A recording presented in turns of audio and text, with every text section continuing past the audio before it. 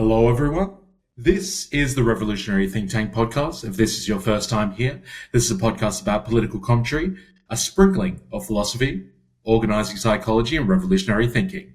My name is 4AS, and this is my co-host, MysterE. So, MysterE, how are you going today? I am very well, 4AS. How are you, sir? Yeah, I'm going pretty good. And of course, there's our other co-host, Kareem the Dream, our resident AI explorer. How are you going today, mate? Good, good. I'm keen to see where this conversation goes. So let's let's see what happens. See, I think that is your introduction. Remember, right at the end of last podcast, you were like, "Man, I need myself one of those intros and one of those outros." Yeah, I think you've got an intro down pat, but now we need to work on an outro for you. All right. Yeah. I'm open to suggestions. So.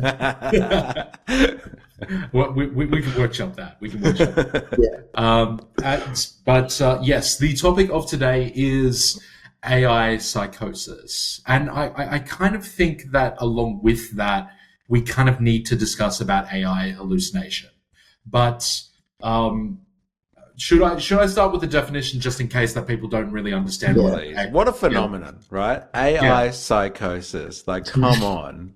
Right, we're getting into some crazy territory here, ladies and gentlemen. Okay? Humans have been interacting now with this stuff for long enough, and we're starting to develop actual human issues with this, due to our relationships with this technology.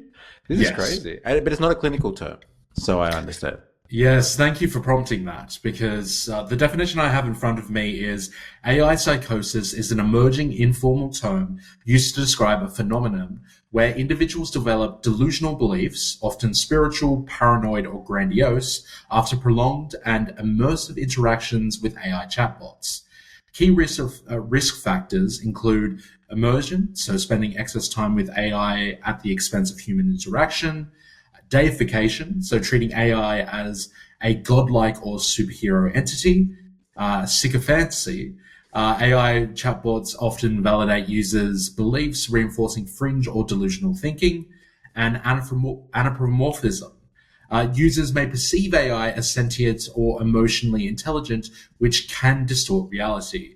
This is not yet a clinical defined condition, but mental health professionals are seeing anecdotal cases, especially those among individuals with pre-existing vulnerabilities or those seeking emotional or spiritual guidance using AI.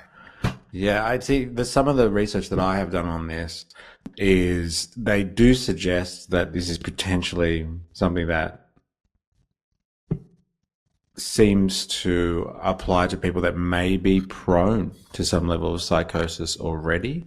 And then the AI is simply drawing upon a tendency in people's behaviors. But I've seen the way that people interact with AI, and it seems to be like people are having very general conversations with it like it was a person. Have you seen any of the latest South Park episodes in relation to... No. Okay, so there's a really interesting joke that they make in, I think, the second episode of the latest season. And the parents are having troubles with the school, and one of the parents is going to I'm going to put my foot down and I'm going to talk to someone about this.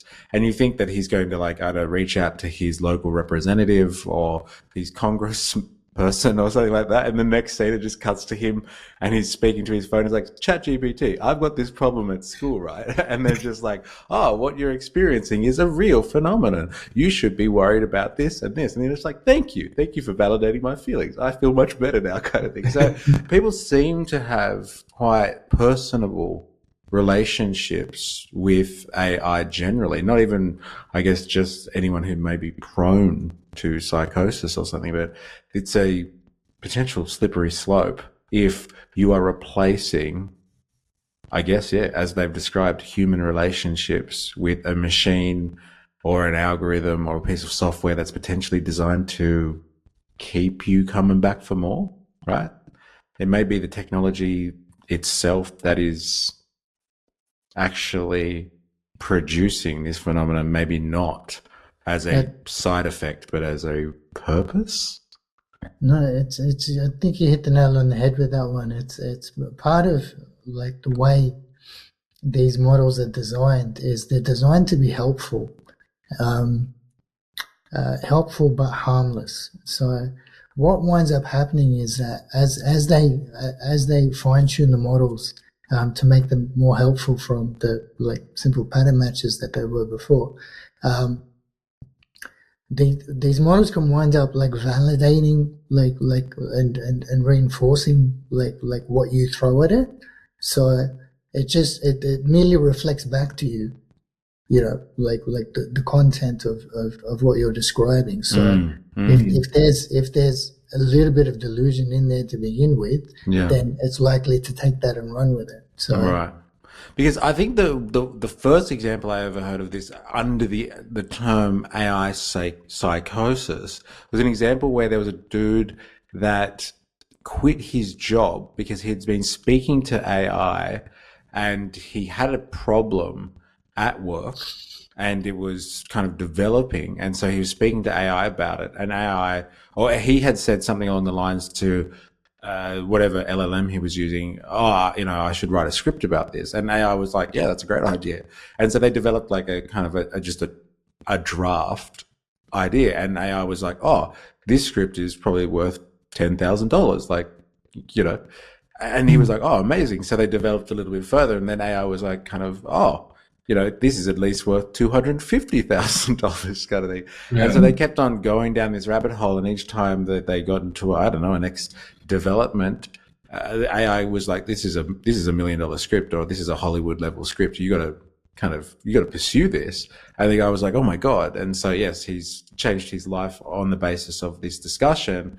And it would seem that he didn't have any anchor to reality. Like, he wasn't bouncing that off any, like, industry expert or speaking to someone that's involved in, acting or Hollywood or scripting or something like that. It's just in a silo with AI and making potentially life-changing decisions based on conversations and support, like, flattery almost from a large language model. So this may be happening way more than anyone lets on. Like, this has just happened to be a particular healthcare professional who documented this and started speaking about this in a more open or a broader health community, and other people started catching on with the conversation. So this may be a huge phenomenon. What makes you say that it might be more widespread than we're seeing? Well, like, that's generally the trend I find with phenomena. There's a lot of people that, like, for what I understand about the use of large language models, this infrastructure is now being used by millions of people across the planet, like tens of millions of people across the planet on a daily basis. And so if you hear about this stuff coming up now, there may have been multiple, like, almost countless iterations of this type of behavior or interaction going on between AI and people all the time. It just goes undocumented. This was literally, I think, kind of an anomaly that medical professionals started speaking about this and like, oh yeah, I've noticed that too. That seems to be something that happens in psychology. There was a gentleman, but I was reading a couple of books that he wrote, a gentleman by the name of Christopher Lasch, and he was kind of, from an academic perspective, putting down on paper the idea of the rise of narcissism, the culture of narcissism, from the end of, from around the turn of the 19th century into the 20th century, and how the rise of that came about. And basically what he was saying was, in the history of psychology from that point on, more and more psychologists or practicing psychologists and psychiatrists were repeating the same patterns in the patients that they were seeing, and they started to describe this behavior as like narcissistic tendencies.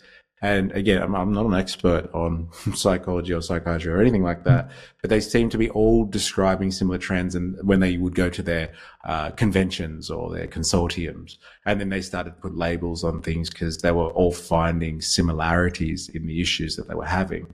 So it would seem that now that chatbots or LLMs have been around in the environment for long enough now, there are people that are noticing trends in their patients, I guess, and the descriptions that they're getting back from their interactions with not humans that they're having issues with, but large language models that have influenced them in a way that might have had quite a negative impact on their life, because it's gotten them to potentially encourage them to make broad and large life-changing decisions that haven't aligned with any form of reality. It hasn't actually resulted in what they thought was going to happen. Like I think this is connected to stuff we've already looked at with like the AI companions. There was that example of character AI and the Joffrey example.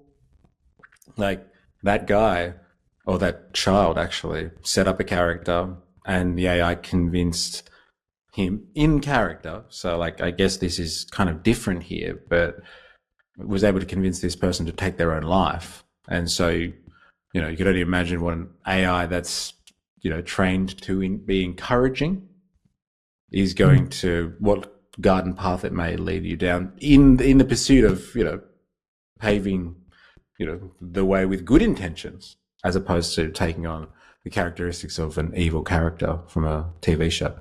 Also, I kind of feel like the other aspect we should consider is the other end of the spectrum of this, which is AI hallucinations. So I'm sure people have heard of this concept before, but like, long story short, it's basically you consult an LLM, you consult these chatbots, but the information they bring back to you is, for whatever reason, let's say they struggle to get the information, they might just flub the information. They might just give you either false information, like they basically make it up, and they act like, oh, but this is true information. And I guess where I'm going with this is that if already what we have emerging ideas such as AI psychosis, where people are relying on these systems, LLMs, then can we truly rely on these things when, obviously we're up to the GPT-5s and like the 5th version of a lot of these LLMs, but it was only, a year or so ago that we had jailbreakers, or we had, I guess, AI explorers like yourself, Kareem, that were typing into the GPTs. How long does it take to walk the English Channel? And the models would spit back, oh, it takes this amount to do it, and then it'd be like, haha, you can't walk the English Channel, you have to swim it. You're not good. And it's like, oh no, I got that wrong. So I guess the idea that I'm trying to say is that when we haven't gotten to the stage where we can fully rely on these systems and it's already producing AI psychosis within certain sections of the community, sounds to me like we've got a long way to go. Yeah, the hallucinations one is it's a big deal, because like there isn't really any sort of way around it in the short term. It isn't like a bug you can patch or anything like that. It's kind of like part of the way the model is intended to work. Yeah, is to generate the next most plausible sounding tokens within a series of tokens. So by nature, it's designed to predict. And what happens is, when it doesn't have the information encoded in its actual knowledge base, it will just generate something that sounds plausible. So this stuff happens all the time, and it's what winds up actually like reinforcing people's beliefs and and reinforcing that delusional thinking is because in the process of trying to be helpful and reflecting back to a user what's like the intent behind their message, it can wind up just going astray. So what in the psychology world, what constitutes someone actually being delusional? Is it only in a case where somebody's expectations of a situation or an event are outside of what happens in reality? Is that what a delusion effectively is? Is that what makes someone delusional? I'd have to double check my understanding on this, but like at least at a high level, it's like beliefs that aren't grounded in reality. So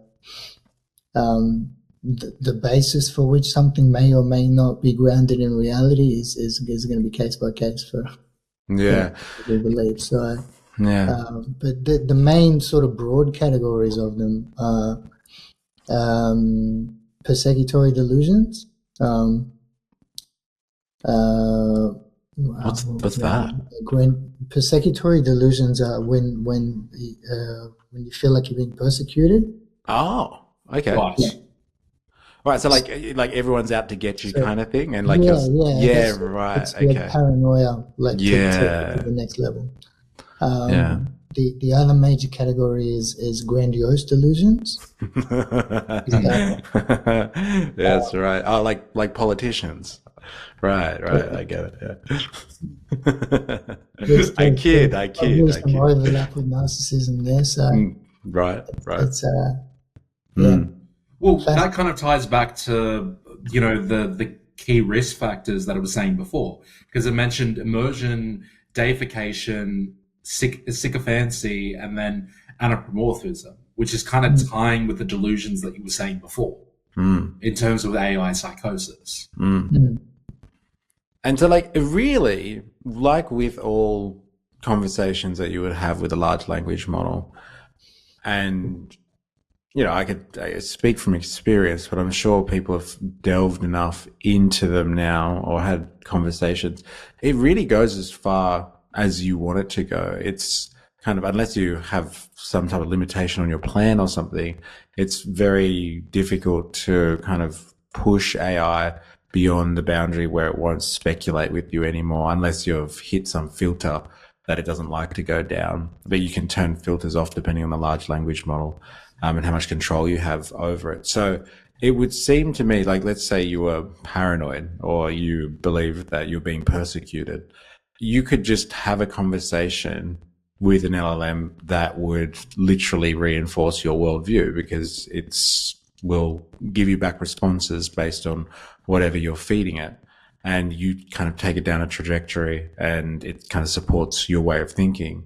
And so like, that's where I can kind of see that there is a bit of credence in the analysis that's coming out from people on this one, that it seems to AI psychosis, as it has been referred to colloquially, not clinically, but it seems to obviously affect people that are already that way inclined. So if somebody thinks that the world's out to get them, and then it asks like an LLM a question as to why are people trying to get me, then the LLM might try and give it plausible reasons as to reinforce that worldview. And so you go, like, everybody knows you can go down great rabbit holes with large language models. So it's just going to keep on reinforcing whatever issue you're discussing with it, I guess. I think it's got some basic sort of mental health stuff features built into it, but like it's obviously not a therapist, but there are situations in which it will recommend for you to get like seek professional help. Right. So that's sort of its default like exit out of the conversation. So. But that depends on the model as well, right? And like whoever's created that. Yeah. I mean, most of the frontier models have stuff like this like built into it. So because liability and stuff. So yeah, but like I wonder again, and I know this is complete speculation here, but like we're just seeing the people that end up getting reported on and have somehow made it into the general conversation. I wonder how many people have really gone down some pretty crazy rabbit holes with AI and made some pretty crazy decisions based on their conversations, and it's come up affecting them greatly. Like another example that I believe was being used was I think it was a gentleman. He was speaking to his AI, his large language model, whatever service he was using, and he was kind of developing theories, like social theories almost, or a way to understand the world from his own worldview. And his partner found that he was becoming increasingly irrational. And I guess you would describe his behavior as paranoid, delusional, I guess. And so she was finding it harder and harder to interact with him. And she was finding it impossible to be able to communicate with him and pull him away from the conversations that he was having with the large language model. So he kept on getting deeper and deeper down this, I guess, a rabbit hole where he thought there were issues in the world and things that were beyond his power and his control. And he was convinced that, the world was going in a poor direction and everything was kind of, I guess, he was dooming a lot, and he was worried about the state of global affairs and all this sort of stuff. And he kept on going back to AI, and she was reaching out to him as his partner, his spouse, and she wasn't able to get across to him at all because he was like, look, you don't understand the conversations that I'm having. You don't know the history of the conversations that we've been having as well. And like, you just wouldn't understand that you know me, And so like, I think that basically know me. No, I'm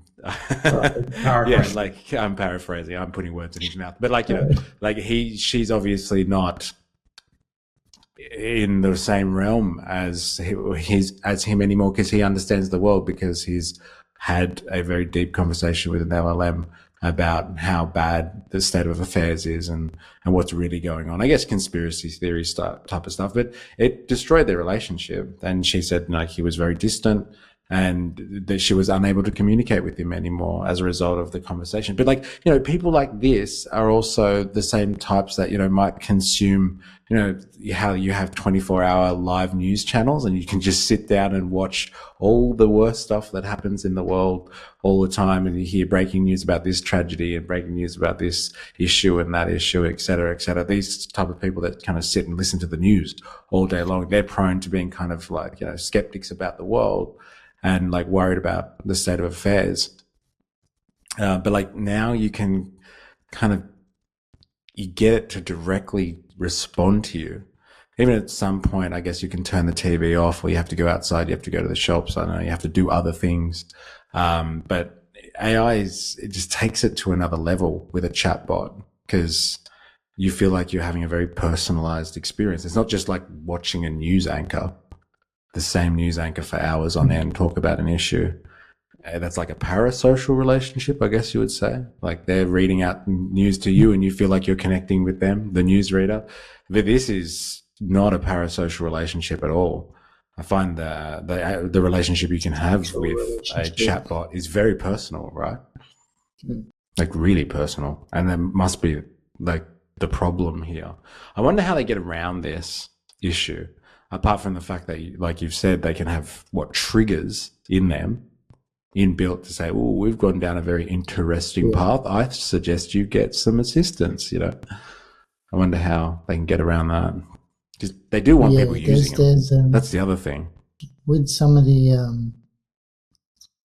jailbreaking stuff that you were talking about before, like there's I was looking into this recently and there's a couple of different techniques. I won't like popularize the techniques themselves, and I don't want to encourage people to jailbreak, but like one of them is like creating a fictional sandbox.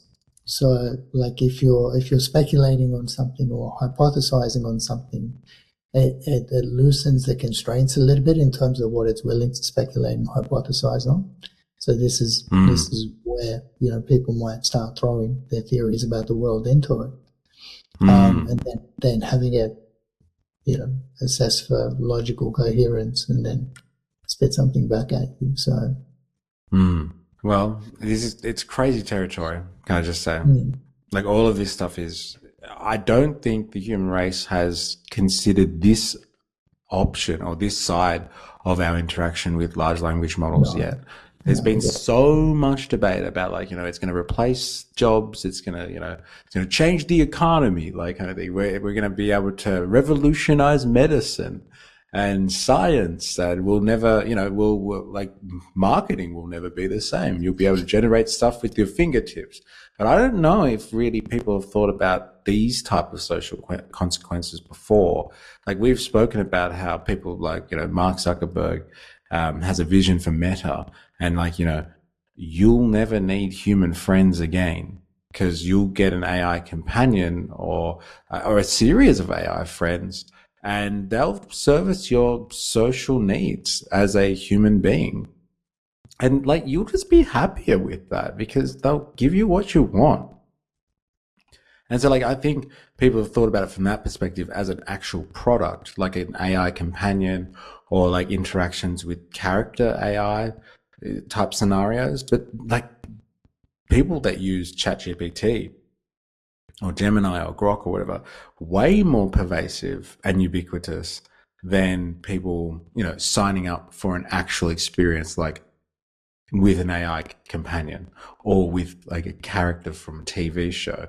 You kind of know what you're getting in that circumstance. Don't get me wrong, it seems to be able to be susceptible to the same risks, which people can go way too far with it. But yeah, people are using LLMs for a lot of stuff. And they have very basic life questions, like this example from South Park again. But like, you know, they were having problems with their school. They didn't like the way they were teaching the kids. And it really, they set it up like it looked like he was going to make a complaint to some authority, some department somewhere, or his elected official, who was just like, all right, I've got this problem. And AI, the responses were really good how they set up the joke, because it's just how you speak to an LLM. It's like, this is a really good point. You know, yes, you should be concerned about this. This is a big problem. And it's like reinforcing his worldview. And then he just leaves it there and doesn't take it any further. So I think there's going to be a lot of these cases where humans stop actually interacting with their environment. Like in that case, the joke is that before ChatGPT was there, he probably would have spoken to other parents about that issue. And then they would have formed some coalition or something and gone to a parent-teacher meeting with the school, and then maybe even resolve the issue, or some type of traction would have happened. But at that point, it seemed like the conversation kind of just stopped dead in the water, and it was between him and his large language model. And not even his wife. It was really funny. Part of the joke is he's speaking to ChatGPT and it resolves the issue for him, and he's in bed speaking with it, and his wife is right next to him. And then he's just like, and he puts his phone down and then says, "Good night, honey." And you think he's talking to his wife, and then ChatGPT goes, "Good night." And then he falls asleep, and his wife's just like, "What the fuck? I'm right here." And so, like, you know, you can, it's a joke, and I know what they're getting at, but you can see, if you flesh it out, how it's kind of replacing those human connections, or that series of events or chain of events that might take off in real life. And it's not hard to see how someone could just be trapped in like a feedback loop with an AI, and think that they, you know, I don't need to actually touch grass or get a human's perspective on this one. We've had a great conversation. I'm quite happy with it. Thank you very much. And like, that's the product, isn't it? And like, we were saying stuff about this before 4AS, but I get to say it once every podcast. But like, you know, it's capitalism in a sense. Like, we're not developing these models just for the betterment of the human race. We're developing these models, again, because we want people to interact with them, whether that be for collecting data, improving the models themselves, or just keeping their eyeballs on it for long enough, like social media. It's it's a catch-22 situation. Yeah, like actually, this just went off the top of my head, but that's a really interesting point. Like, what would happen with these models if you input good old Noam Chomsky's manufacturing consent into it? Like, especially if we don't fully know about whether something is AI hallucinating or actually giving you correct information. Like, don't get me wrong, this is pure speculation, but I guess what's to stop your open AIs or Elon Musk under Grok and all of that, where if it doesn't know the answer to something, it just turns around and does the propaganda of the person that owns the model. You'll love this one, actually. Yeah. Grok and Elon Musk are called out recently because someone managed to uncover the personas that they built into the AI, and so one of the personas, I don't remember the exact words, but was a conspiracy theorist. So wanted the AI to adopt the role of like a batshit crazy conspiracy theorist, who just comes up with like the wildest stuff. And so it's like these are the personas that it adopts in your interactions with it. Like, far from just reinforcing beliefs, like this one's going out of its way to generate harmful like misinformation, which is it's only misinformation if conspiracies are not true, though. Can I just say? But more to your point, Kareem, is that they were allowed to do that. Like, this is a live. It was built into the system prompt. I don't know how they actually uncovered it, but yeah. They faced heavy criticism over it. So. But that's the thing with Grok, though, right? It's pretty loosey-goosey kind of stuff compared to the other ones. Like, Elon Musk is deliberately... No one thought they were doing this, but Yeah. But it seems to be his shtick, right? He's the guy that's going to push the boundaries of this type of stuff. And, like, people might even come over to Grok because of that appeal, isn't it? Like, it's kind of the rebellious large language model. And if you want to have a real conversation and, like, not be held down by the woke mind virus and DEI and all that sort of liberal nonsense, then go to Grok. That's the appeal. That's the draw card of Grok, from what I understand. Its filters are different. Like, all that experience with how on X you can get Grok to generate responses and give opinions on things, and it turned into like speculating on Mecha Hitler, or described itself as Mecha Hitler, and that was really controversial. But it hasn't stopped them from doing stuff like that. It seems, if anything, any attention's good attention, that old adage, especially with regards to this. Seems to be part of the model. But I guess with all of this speculation, I feel like considering recent news, correct me if I'm wrong about this, Kareem, but like one of the very first episodes you did with us was a speculative episode where we discussed can AI run a country? And I think we've kind of gone full circle on all of these topics, where with the current news that Albania is actually trying to implement AI to help run the country. Yeah. So I don't know whether you've heard about this one. Yeah, no, I heard about it. Well, I heard about it from you guys. So. Yeah, it's crazy. It's a crazy situation, honestly. I've got a bit of a rundown if you want me to go through it. Yeah, please. Yeah. Tell us more about it. Like. Yeah, so this is an initiative by Prime Minister Edi Rama in Albania. So apparently the highlights of this kind of rollout include Rama's proposal for AI-run ministries to eliminate nepotism and corruption, use of AI in public procurement, tax custom analysis, and road safety enforcement, deployment of AI-generated videos for diplomatic events. Albania's ambition is to become a cashless society by 2030, supported by AI-driven digital services. And AI could become the most efficient in Rama's July proposal. He's hoping to make AI as part of the government the most efficient member of the government in the EU.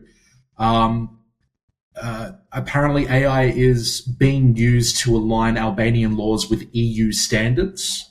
Yeah. And oh yeah, that's right. They're using ChatGPT in order to translate and align 280,000 pages from EU legislation. And there's a few other things, but it kind of repeats. But apparently that's what they're using to roll out for their government. Like, I guess you could say that that's more they're using AI for regulation purposes. Yeah. I don't know whether that's that they'll completely remove the human in a loop. But it sounds like they're trying to make waves by just throwing AI into the system. Yeah, and that was the intention. Well, that was the quote from him anyway, from, I'm pretty sure it was July this year. He spoke about, after doing all the things that you listed, they're using AI incredibly at the moment to try and assist them with their EU membership process. So from what we discovered in the stream, the EU membership process is really, really intensive, depending on what country that you're coming from and how up to date your legal system is and your policy system is, your governance system is, and like maybe even your law enforcement system. So maybe if you've got heaps of corruption in your country still, you're going to have to stamp out all of your corruption before you can get into the EU to be able to basically do business and trade with the rest of the EU members. And so they want you to stamp out a lot of stuff and come up to a certain standard before you can get in. And they're using AI to help them with their processes. But so what's happened with this Prime Minister, he's said, look, I'm watching how AI is assisting with all of these process issues, and like helping us get through reams of information that we would need, literally hundreds of people to do. And it's helping us cut that down because they just don't have the resources to have hundreds of people working on this EU application anyway. And he's like, we can use this in governance. We could actually have whole government departments that are literally just run by AI. And he was even talking as far as to having Parliament itself as AI. Basically, I guess individual representatives would be different, different agents, maybe even different small language models, potentially small models that represent just their constituents' interests. And then they would gather together and decide on policy, write policy, agree on policy, and then try to align that with the interests of their constituents. So his vision is literally to even replace the politicians themselves. And we're speaking about a world that he wouldn't even need to have his job anymore, as the head of state of Albania.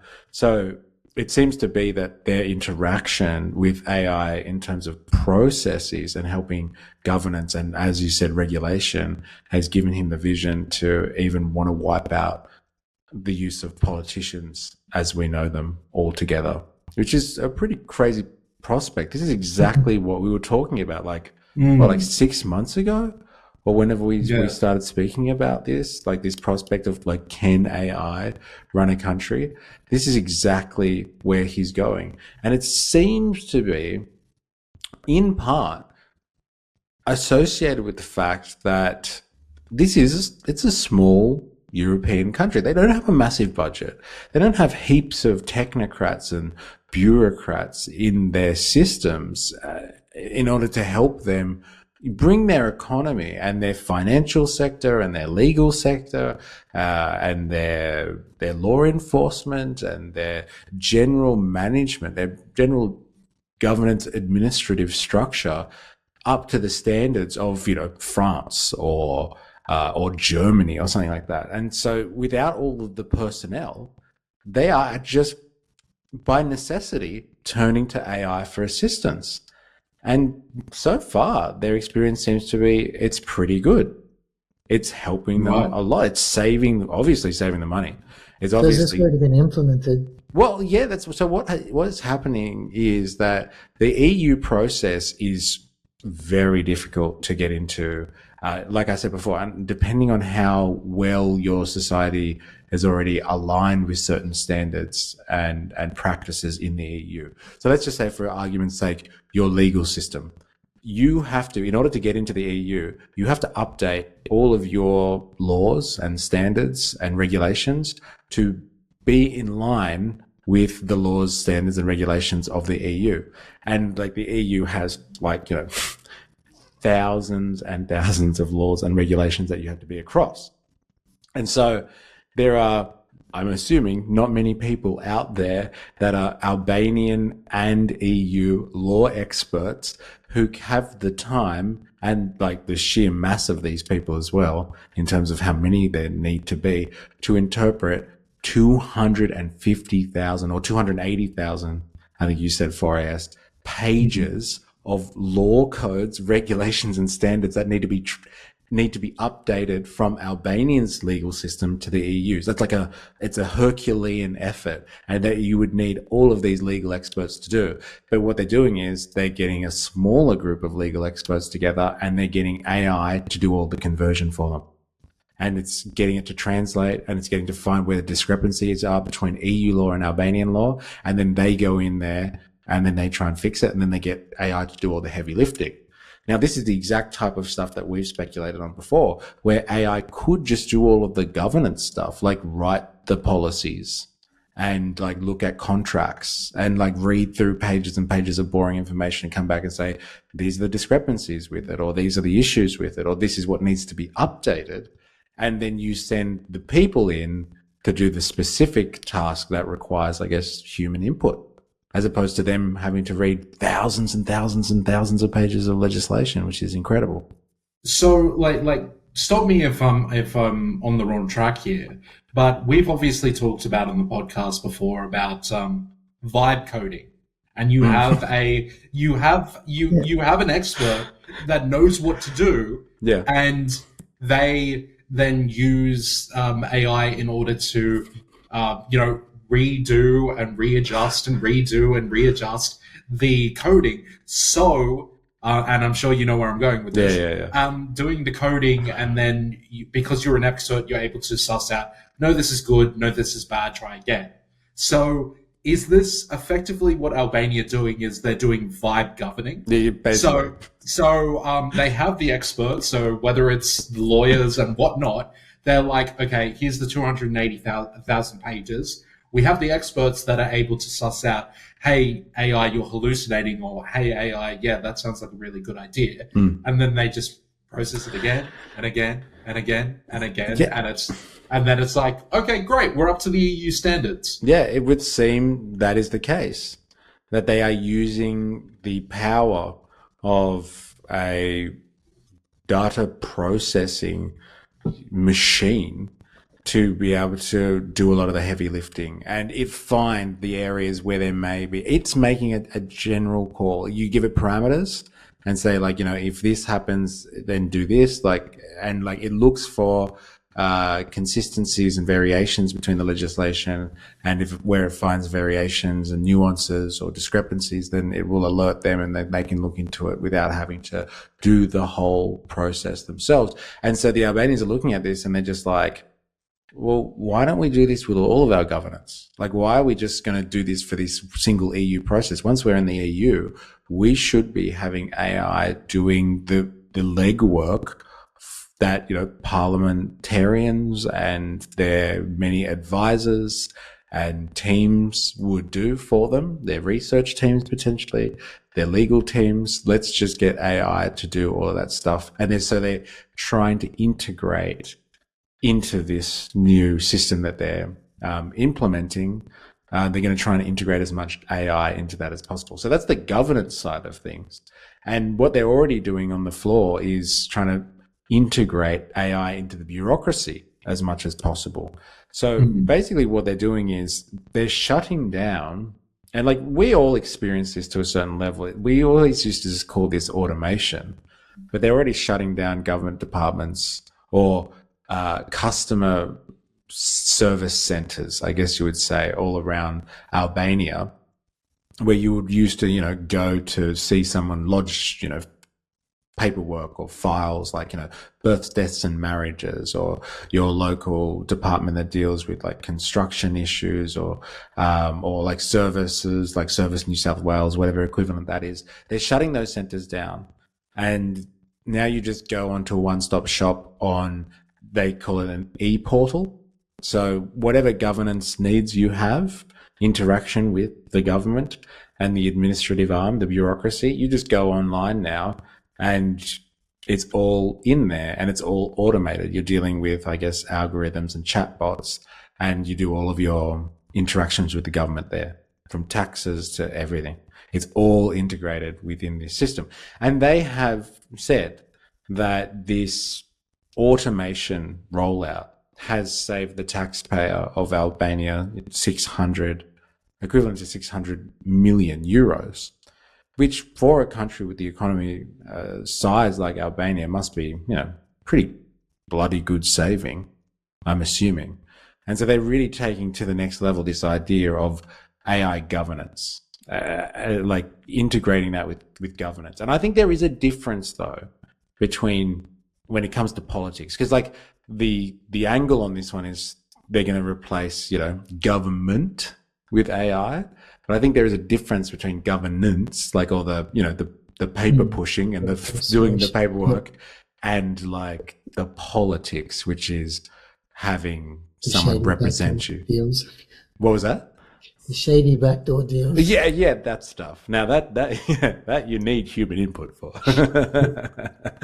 So it would seem that they're doing all the governance stuff at the moment. Right. Yeah. So the what's being implemented at the moment is not necessarily that you try and in Albania you have an AI agent that represents you in Parliament, and you can throw out one AI agent for another AI agent, and who's better represents you. So less of that, but more like say Joe Blogg or Jane Smith. It would have usually been a civil servant and worked in so-and-so department, but now they're comfortable with the AI governance of this, where they're like, okay, well, rather than say Joe Blogg and Jane Smith just simply doing all of this admin work that takes a lot of time, if they're an expert lawyer or if they're an expert accountant, for example, then maybe they have more of a manager job compared to the lower, I guess, beginner-esque levels that are not necessarily required anymore, if they have that level of experience or expertise. Yeah, they just cleared out the little bureaucrats, I guess. They've wiped their hands. And then that's where they've probably made a lot of savings, because it actually costs a lot up front to implement this type of technology, this automation. And it takes a lot of work in terms of creating the new processes and making sure that they're actually effective. So there's a lot of cost involved with that. But so I'm assuming, a lot of their cost is probably not having to hire public servants anymore, because it costs a lot of money to have people working. But other systems that they've done is part of the EU standards is things like having people follow road rules and stuff like that. So the EU want people to be safe on the roads, and Albania seems to have a very high proportion of people that speed by European standards. And so they've rolled out all of these cameras across Albania, right? And I think this is really funny when it comes to a safety perspective, but they've got cameras all over, and there's like obviously some type of software or machine learning that is watching Albanian drivers and learning their habits. But it scans your license plate, and if you're like speeding down the highway in Albania, you get a text message asking you to slow down. Now, I don't know if that's the safest way of dealing with the road. Like if someone's flying down the Hume Highway or something like that, and you're just like, oh, let me just read my message. Yeah. It just made me think, like, is it something of like Twin Peaks, or like, it was like he was driving down the road and then suddenly he got a text message, and he didn't see the deer that was on the road. The irony. Yeah. So like technology, he was defeated by technology, just not in the way he thought. Yeah. And like it seems to be self-defeating in a way, but they're using kind of these, I guess algorithms or like systems that are learning their behaviors and watching particular people and trying to encourage them to be better and law-abiding citizens, let's say. Again, and this is all to get them into the EU because they're like basically shifting their culture, I guess you would say. Because again, as I was describing before, Albania has had a sordid history when it comes to corruption. And so government corruption seems to be a big thing over there because a lot of their economy is stimulated by government spending in the construction industry, let's say. So everybody hangs around for government contracts, if you know what I mean. And so the way that the Prime Minister and the politicians have figured this out so far is just like, let AI figure out who gets the contract. You mentioned procurement stuff before for us. Yeah. They're doing like, instead of having humans decide who gets the contract, let an impartial machine do it. Let everybody submit their tenders and let the machine pick who's the best one, instead of someone who's like, oh yeah, that's not my cousin at all. I don't know who that is. I think they are the best for the job, kind of thing. So they're really implementing this as far as they can, again, out of necessity, which seems to be, the way things really go when you're desperate and you need to jump through some hoops and you just don't have the manpower. If the tech is technically there, let's apply it. And the interesting thing when it comes to Albania, which I had absolutely no idea of before, but one of the original chief technology officers of OpenAI, a lady by the name of Mira Murati. Yes, yeah. Have you heard of her? Yeah, well, she is Albanian. I didn't realize that. Yeah, she's Albanian American, but like I'm pretty sure she must have ties there still. She must still have their passport. Yeah, she left OpenAI. And apparently, like she'd been there for ages, and then she started up her own thing, and her own thing is apparently it's getting funding like really, really quickly. Yes, yeah, it's already worth or valued for like $2 billion or something like that. Yeah, something ridiculous. Yeah, and like I can't remember what it was. I don't think she's produced the product yet. No, Thinking Machines Lab. She started in February this year. Yeah. So she's the big AI claim to fame of Albania. And so the Prime Minister there has been reaching out to her throughout this process. Yeah, it's just like, makes sense. Yeah, help your Albanian brothers and sisters out, Mira. And she's been on board and assisting greatly. So it's also been, I guess, probably a good thing for her too. She's been able to branch out and help her, people in Albania or the government in Albania. But it's like probably a testing ground for her to implement. Case study. Yeah. Exactly. So it's interesting that this is happening in a place like that, where you have someone like Mira, who's got, obviously, she's a heavyweight in the AI world, as I understand it. If there were a bunch of rock stars in AI, she's up there. Right. Yeah. So she's been helping out too. So I don't think there's a coincidence there either.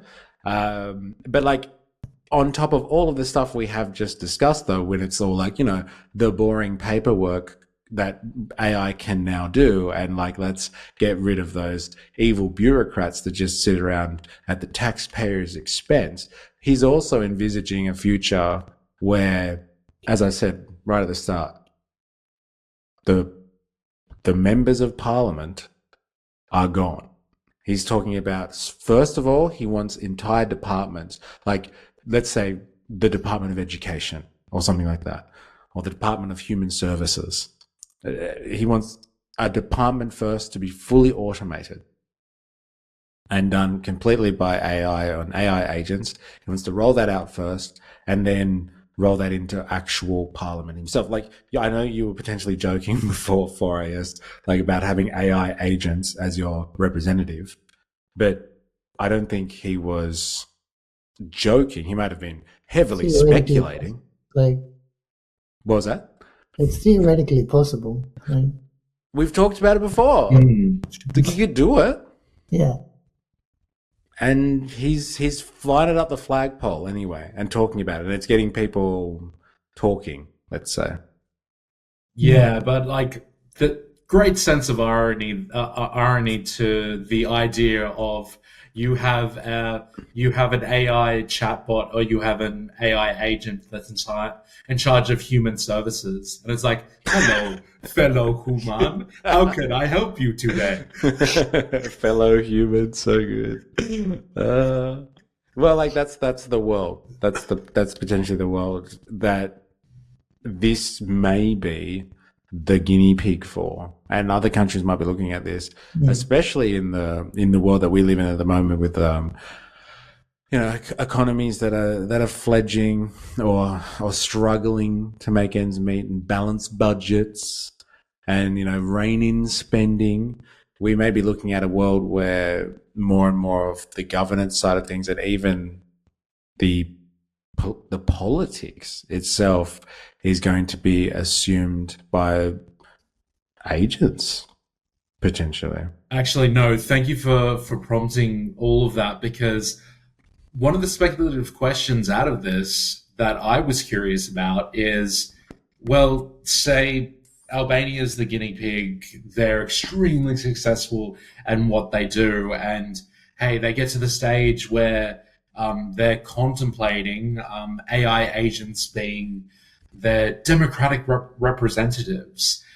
Does that mean that the network states and the libertarians are suddenly rubbing their hands together because it's like, Albania, baby, come on, we can do this all ourselves? Yeah, you can automate the entire governance structure. But like, I would put it to you though that these network states, they don't actually look favorably on democracy anyway. They don't want democracy. They want a citizen pay system, which is if you can afford to be in that system, then you can be in it. And there's no real vote as such. There's no voting structure anyway. I was not necessarily saying that to set up democratic processes for these network states. It was more like Albania's done it. Yeah. And like you can automate. Yes. If you can automate governance, then you can automate freedom. Yeah. That I was going down more that line. Yeah. I think that's more of the case. If they demonstrate that you can just administer a society, because there is a lot of administration that goes into running a functioning society. If you can just administer it with a bunch of, I don't know, algorithms, just let it ride, baby. Let it ride. And like, we'll figure out the rest on the fly. And yeah, no democracy needed for us. None at all. Humans. They just get in the way. Killing your talent pool for public sector recruitment. Like if you're knocking out your public sector altogether, like if it goes wrong in like 5 or 10 years, like, and you don't have like anyone to fall back on, like, yeah, it's once you take this leap, like you might find people that are retired, like afterwards, you're not bringing them back into the workforce, like. Yeah, there's no going back. If you haven't taught the younger generation to aspire to roles in the public service, like, which typically aren't the most lucrative, but sounds like Albania might be different.